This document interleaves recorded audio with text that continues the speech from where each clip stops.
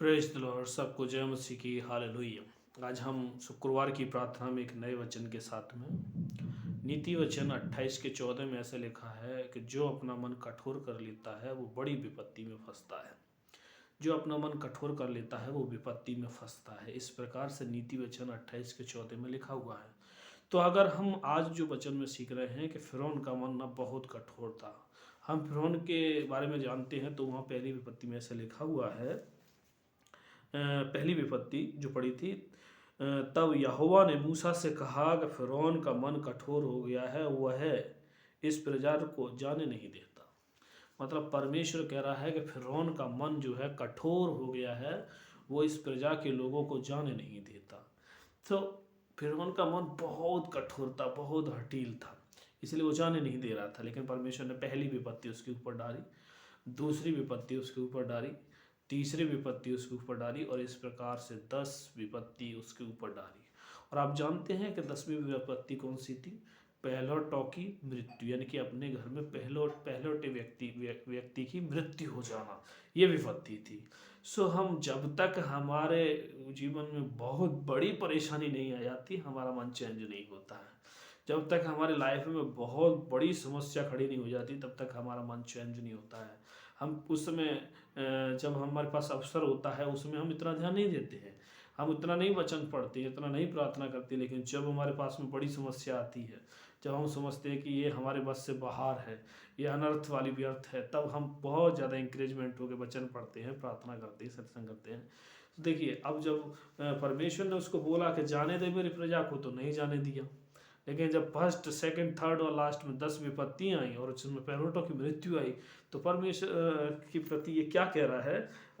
निर्गमन की किताब में इस प्रकार से लिखा हुआ है, निर्गमन 12 के 29 में 30 में, फिरौन रात ही को उठा और उसके सब कर्मचारी वर्ण सारे मिस्री उठे और मिस्र में बड़ा हाहाकार मचा, क्योंकि एक भी ऐसा ना था जिसमें कोई मरा ना हो। तब फिरौन ने रात में मूसा और हारून को बुला करके कहा, तुम इस्राएलियों को मेरे समेत मेरी प्रजा के बीच में से निकल जाओ और अपने कहने के अनुसार जाकर यहोवा की उपासना करो। अपने कहने के अनुसार अपनी भेड़ बकरियों और गाय बैलों को साथ ले जाओ और मुझे आशीर्वाद दे जाओ। मतलब अपने कहने के अनुसार परमेश्वर के पास जाकर के परमेश्वर की उपासना करो। सो परमेश्वर की उपासना के लिए लास्ट में इसने मन चेंज किया और लोगों को जाने का इजाज़त दिया। परमेश्वर ने पहली, दूसरी, तीसरी विपत्ति से इसको समझाया, लेकिन नहीं समझा। लेकिन जब जान पूरी तरीके से फंदे में फंस गई, उस समय ये बोल रहा है कि जाओ, जो तुम्हें करना है करो, परमेश्वर की उपासना करो, उसकी आराधना करो और हाँ, मुझे भी आशीर्वाद दे जाओ।